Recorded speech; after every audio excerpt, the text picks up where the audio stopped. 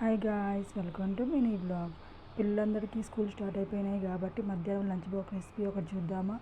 పన్నీర్ తెచ్చేసుకొని పీసెస్గా కట్ చేసేసుకొని మ్యారినేట్ చేసేసుకోవాలి. తర్వాత ఫ్రై చేసుకోవాలి.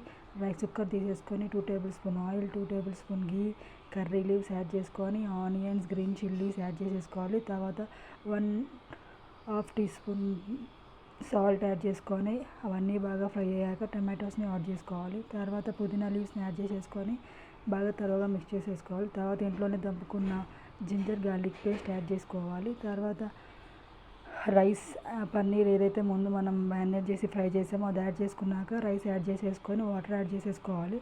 సో అప్పుడే టేస్ట్ చేసేసుకోవాలి సాల్ట్ ఎట్లా ఉంది అనేది.